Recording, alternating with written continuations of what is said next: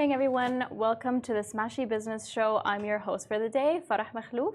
And this is Richard Fitzgerald. Joining Farah today. Good morning, everyone. Morning. Happy Thursday. Today we're going to be talking about Saudi Arabia launching a summer 2024 tourism plan with visa support, free flights, and tax-free shopping.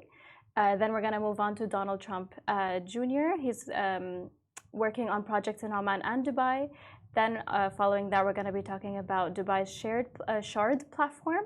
It lets investors co-own luxury properties from $54,000. Impressive. Farah, are you a speculator or are you like a conservative, risk-averse person? I'm not the biggest fan of risk, basically. I think I follow my father's footsteps in that aspect. He's a risk management type guy in banking. So that's where we stand. He literally does it for a living. Yeah. Assesses risk. Compliance and all that stuff. But yeah, I asked because, you know, in investments, like we have a lot of speculators in investment, whether it's in property or different asset classes and many different things. I read this thread last night. There's an excellent podcast called The Founders Podcast by a guy called David Senra. And he read a couple of books. One about, I read a book on John Paul Getty. So that kind of industrialist American oil conglomerate thing that became Getty Images and many other things. Anyway, he wrote 19 essays for Playboy magazine in 1960s, imagine. His goal was to transfer what he learned, so he wrote essays over a 50-year career. His main advice, I won't read them all because it's a good thread, we can link it in the show notes, but his main advice is, you're too focused on speculating and trading. The best entrepreneurs don't want to trade, they want to own. They know all the real money is in the long term. Most people are too impatient and incompetent to understand that. He goes on. An example he uses in the book, a young man buys an oil lease on Monday for $4,000. He sells it to Getty on Tuesday for $8,000. The young man is bragging about doubling his money in 24 hours. Getty makes $800,000 on that lease over the next decade. That's impressive. That's a reference, isn't it? And the reason I brought it up, because the story we're not talking about at the moment, but Rivian, the electric vehicle maker that PIF invested in, there's a big plant being built. That's Lucid, but sorry, Rivian's the other one. I got mixed up. But Rivian, actually PIF didn't invest in Rivian. Rivian were in trouble. They're the famous CEO with the fake rolling truck video. He basically made a video saying this truck can self-drive down a hill, and it wasn't possible. Technology wasn't there, so he's out. But they were in trouble, and Volkswagen threw them a lifeline, gave them $5 billion, shared tech, JV, future, automotive, all that stuff. Anyway, they popped 30% yesterday, and a failing media company that I always have my eye on in the US. And you know, full disclosure, I have some shares in them, but BuzzFeed, they're down a lot over the years. Yeah. And they popped about 20% yesterday. Unknown why. There's some activist investor there. Anyway, they jumped up. So, you know, so just referencing those two anecdotes and thinking, anyone who's a shareholder of BuzzFeed and Rivian, are they 20 or 30% better? Or is it false hope? Are these companies actually badly run companies? And going back to this analogy by John Paul Getty, are you better off owning and thinking long for it and not speculating on some assets like the shareholder, like I am on BuzzFeed? Well, I mean, it's definitely a risk, but I mean, is it one worth taking? Probably.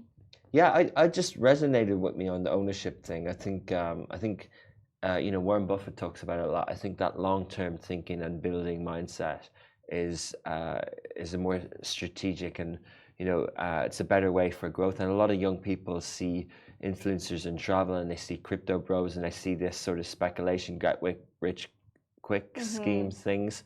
They're called get rich quick scheme things for a reason, you know. And it is sort of there's a lot of kind of things we could talk about you know, working and or earning and stuff like that. But especially on seeing things pop, like you can get FOMO. You know, we talked yesterday with Waleed about Nvidia. You know, you could see that chart of 2,000% growth or something the last few years, but then it dropped 600 billion in the last week. So, you know, it's kind of like, oh, it's 3 trillion. Do you get FOMO? Oh, I should have put $1,000 into that, etc. And then actually, hang on, you know. So yeah, general point that an insight I have today is, don't speculate, own, think long term, be strategic, don't get distracted, don't get FOMO. Be like Farah's dad. And those are tips from Richard Fitzgerald himself. I feel like we should all be following that, to be honest. Okay, let's jump into the top story of the day. Saudi Arabia launched a summer 2024 tourism plan with visa support, free flights, and tax-free shopping. So if you guys don't know, it's a summer initiative and it's launched by Saudi Arabia. They offer easy visas. Not say Hang free. on, are they actually giving free flights? I'm not sure. They say family airline tickets, but like I'm pretty sure this is very conditional. That's competitive, isn't it? I don't think a tourism board in the world has kind of given you free flights. Not Smart at all. though, but Not at all. Like you wouldn't even see that in the UAE, which is like very much leading in the tourism industry, but like Saudi Arabia is going very, very hard with this. Aggressive, piece. some might say. Yeah, covering 7 destinations, 550 tourism products, 150 special offers. Like it does remind me of Dubai Summer Surprises, DSS. Same. Yeah, that's the first thing that came to mind for me as well. Yeah, but there's a free family airline ticket. And it covers 7 destinations, like Richard said: Sir, Al Baha, Taif, Red Sea, Jeddah, Riyadh, Al Ala, all the major spots, I think. Additionally, the kingdom plans to add 25,000 hotel rooms this year. So I feel like they're really going in hard on this. One of the guys in our Riyadh office, he spent the Eid break in Taif, and he said it was 25, 30 degrees. Not bad at all, you know. That is. There's definitely parts of the Red Sea that are hot. Right. I know that, but you know, and Al will obviously be a bit hot. It's more inland, but like Saudi's a big place, and there are places where you can kind of have your summer break. So. Yeah, agreed. You've been in and out of Saudi a lot the past few years, especially. So, do you think Saudi is the new tourism spot for Americans, Europeans, just like how Dubai is a little bit? No and no. All the talk in the Western media at the moment is how all Americans are taking over Europe. I think Europe is the current destination of choice for Americans. And then the second thing, no, Saudi isn't the new Dubai in terms of a choice. I don't know if you interact with other people who don't know the region at all, but Saudi itself as a brand has something nowhere else in the world has. That sort of mystique about it for all the different reasons, all the different factors. And then this sort of, you know, when they went out with the original campaigns, it was welcome to Arabia. It was quite strategic that they were owning that Arabian hospitality, that look and feel, that desert vibe and all that sort of stuff. And when you do go to some of the hotels there, and I've been quite fortunate to be on some trips, like press trips, personal trips, different things. So I've experienced some of that new luxury offering at different levels, and it is compelling. Some things are similar to some offerings here, but definitely what Al Ula has isn't comparable with here, and vice versa. I think you know, I won't compare apples with apples. You kind of put me on the spot with that question, but I don't think I do think the positioning of Saudi for tourism is a bit different, but some are very the same. Like you know, that sort of Arabian hospitality is in the Gulf as well, or in the UAE. Some of the brands are similar. In fact, a lot of the brand chains run by similar hospitality companies. Exactly. But I would point to Red Sea Global Project. I don't think people really have their eye on it enough. And the 2 or 3 current offerings that are out there now, the price points are super high, 7,000-8,000 dirhams per room per night in St. Regis Red Sea. And there's a few other new names that we haven't really heard about yet. But Red Sea Global will compete with Maldives, no doubt. I think.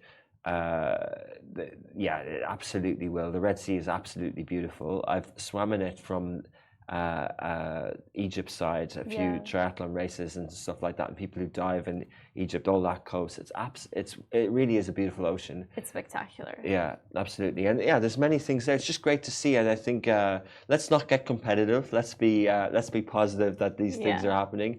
You know, we always sort of reference the region, and I do think that it's great that Saudi's economy is coming up, you know, and we can just look at it in a positive light, because unfortunately, you know, macroeconomic and other factors, some of the big countries in the region like Egypt, Turkey, Pakistan, they're suffering at the moment with currency and all these sort of stuff. So, you know, obviously you want all the region to do well, but that Saudi is sort of upping its game in tourism is great. Definitely. I feel like it's really up there and it's making headlines in terms of tourism.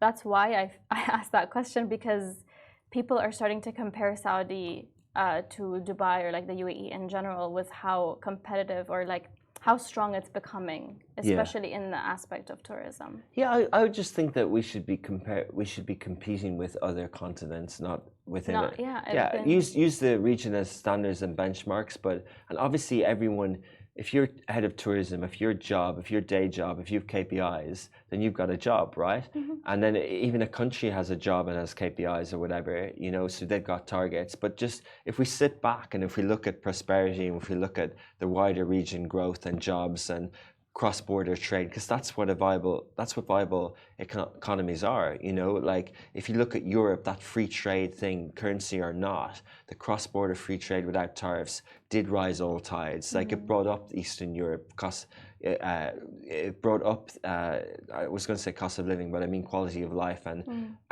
you know, there's a better term for that, but the QOL terminology that Saudi looks for its own population is something that hopefully other economies in the region and other leaders of other countries in the region can kind of go, hey, maybe we can be inspired by this and do similar. Yeah, I agree. It's a very inspirational story, and it's something to, you know, keep on looking for and like watching out for. Saudi is like really on the map right now. I went to one of the boxing fights the other day, and or the other week. I was thinking of something else. I'll mention it, but I went to the second Fury fight, the real one, the Usyk one, and it was just full of for English lads, right? Yeah. You know, mainly lads.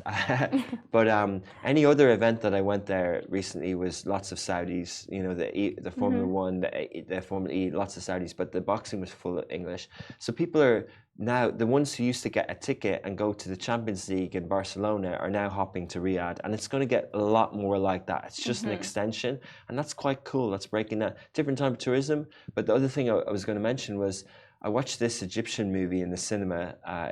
What's it called?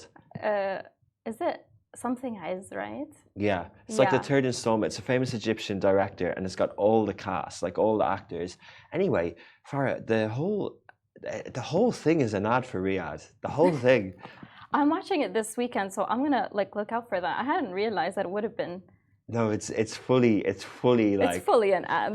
But it's a brilliant movie, and but like it's like even how they talk about, like they say things like Saudi's got its perks, like, and then they shoot it. I won't give away the plot line, but they use one of the recent boxing fights as the movie. Like they're at the fight, and Tyson Fury's in the movie, and he's wearing a gold watch, and the gold watch is key part of the movie. But like it's just amazing. Like, and Turkey Al Sheikh is basically you know, linked production in Egypt to Saudi and storytelling, and even now, like if you go on Smashy Sports today, you'll see stories about what they're doing with a boxing fight in London that's got Riyadh season all over the branding. The next anti-Joshua fight in September, it was just announced. It's brought to you by Visit Saudi and Saudi Tourism. So they're sort of leveraging all the assets, you know, in different ways. Quite interesting. Watch the movie, guys. What's it called? Let's get the name of it. Okay, we'll get it before we finish. I'm pretty sure it's Walad Aiz or Awlad Aiz or something like that. Yeah. I have I'm not 100% sure. Don't quote me on that, but. But it's got subtitles. I watched it in Real Cinemas Dubai Mall. You can see it in Roxy. You can see it in Vox and all different places. It's #1 in it's the main movie at the moment. It's like it brought in like 100 million something. Egyptian cinema, guys, it's always like top notch. At least in my opinion as an Egyptian. Okay. All right. Moving on to the next story. So Donald Trump Jr. is working on projects in Oman and Dubai. He recently caught a flight with Emirates. It was a quick day trip. He said it only took him like 18 hours to go to both locations. And he's basically there to check on the progress of projects he has in both cities, in both countries. So if you're not very familiar with Don Jr., he oversees the Trump Organization's extensive property portfolio and has been since 2001. He's involved in all aspects of the company's development, from deal evaluation, analysis and pre-development planning, construction, branding, marketing, what have you, sales, like everything under the sun for the Trump Organization. Yeah, basically like Dar Global. I'm not sure how linked it is with Dar Al Akan in Saudi, but Dar Global are a luxury national real estate developer, and they launched the Trump International Resort. We've got one of them in Dubai, Golf Club and Residence, and it's studying AIDA project in Oman.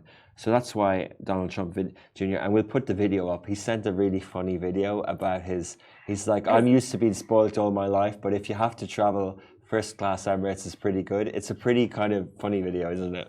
Oh yeah. I mean, it's certainly like it flaunts a little bit, but like honestly, if you're going to travel and if you have the means, traveling first class on Emirates is the way to go, to be honest. And that's also what he said. Yeah, December 2028. So we're a good 4 years out. 140 keys. It's a $500 million. I mentioned it's got members only club. Will we have our Mar-a-Lago for the Middle East in Oman? And will he be president? His dad, obviously, the cliff hanging nightclub. There's lots of things going on here. It sounds pretty cool. Like Oman, yeah. Do we think like whatever he's doing in Oman right now is going to be as lavish as the one he has in Dubai? I'm not sure with all the. I'm not sure. It's different. Yeah, it's different, isn't it? Yeah, I'm not sure exactly. I think Oman definitely has different attributes to different tastes. Yeah. He seems to be recognizing that Oman has potential. I mean, it's not one that we hear about all the time. We hear about like investments in Dubai, Abu Dhabi, of course Saudi Arabia right now. So it seems like he's recognizing the value in Oman. Yeah, there's a 5 million square foot AIDA project, 10 minutes from downtown Muscat. Downtown Muscat's beautiful. Phase 1 completion 2027. So this is a huge development that obviously the Omani government and tourism entities are involved in, and the fact to get one international partnership like this is a good thing to see. I feel like it'll put Oman on the map a little bit as well. Like seeing such a prominent foreign investment or something like that. I feel like that's pretty good. Yeah, it's good. Like, and it's foreign. It's FDI as well. It's cash coming out of the West and into the region. It's good. Yeah. All right. Yeah, let's not talk politics. Yeah, we'll good leave luck that to there. good luck to what's happening over there in some election thing. But yeah, Donald Trump Jr. come back more often. Get your hands dirty, build a project. And stay longer next time. Best of luck as well. All right. Best of luck. So we're going to move on to the next story, which is Dubai's Shard platform lets investors co-own luxury properties from $54,000. So if you don't know, it's a new property investment platform launched in Dubai. It enables 8 investors to co-own a single property, which contributions start around 200,000 dirhams. Each investor's name is on the title deed as well, and they can stay on the property for at least 44 days annually. So I feel like that's also a key element. I feel like this allows people to invest, but it's smaller. Yeah, it's so someone in the comments mentioned stake, which is like we were talking about earlier about speculating. If you want to own an asset class of property but don't want to buy assets, so it's like an ETF. You can buy into a bit of investment in property, but that's. You don't own anything. Your name's not in the title deed. So someone said it's like stake, but it's actually different. This is different slightly. Slightly, yeah. The terminology that I would have known is called timeshare. That's what I would have assumed. I was going to ask, is this similar to a timeshare? It sounds very similar. I think you part own it. So if you get together with 8 of your friends, you want a luxury place. And it's, I think, for foreigners, but also residents as well. And you can stay in it. It's on the title deed. So you kind of own it, basically. And then if you guys want to rent it out, then your yield could be higher potentially as well. And I'm pretty sure the platform itself, Shard, will help you with all of the aspects of it. So it covers the costs and, I don't know. I feel like it covers the main basics of owning a property in Dubai without you getting your hands dirty too much. If you don't know what you're doing, basically, I feel like this is a good step to go. It's a way to get a piece of the real estate pie in Dubai without getting into too much hassle or you have to put too much money down. I feel like this is a way to do it. Yeah, the comments are interesting. Some people are saying it's like stake, but like you and I, Farah, we both kind of said it's more of a timeshare. Someone said it's a pseudo timeshare. Last company to do that ran away with all the money. We don't know if that's true or not. Yikes. That never happens. Then there was one called Flow Life, active lifestyle made possible. a Swedish one, does the same thing, and that was backed by Andreessen Horowitz. So there's precedent for this type of model elsewhere, and now Dubai is getting it. So let's see. Wish them luck. It's definitely something that looks really interesting, especially if you want to, have investments in Dubai. This is a good way to like start probably because it's not too expensive, but like it's also a way to have something here in your name. Yeah, I think definitely exactly. I think the way that some people, especially elderly people, like to have 6 months in Dubai and 6 months elsewhere. Now's the months that they're not here. So now's the months that might be in other parts of the world. But it sounds like a good one for them. Obviously they can stay in hotels and they can rent, but instead of owning a place all year round, they can have a luxury timeshare. Yeah, not bad. And it's also luxury properties. If we didn't mention that before, I feel like that's pretty good. That's pretty good. All right. Thanks a lot. We'll be back tomorrow with another episode. Watch us on Smashy TV. Download the app and follow Smashy Business. We have a really cool newsletter now. Really happy with the structure of that. The way it turned out. Yeah, it looks really good. Yeah, Lovin Dubai will be following that style soon. But yeah, check out that. It's in your inbox every morning at 7 a.m., 7:30. The day's news, the roundups. But yeah, you can watch the show, share it, and follow Smashy Business. Send us stories. Send us business@smashy.tv. Send us any press releases, any stories, any entrepreneur stuff, inspiring stuff. And cool. Yeah, that's all from us today in terms of news. But follow us on Smashy Business on Instagram to get the latest and greatest. All right. All right. Bye guys.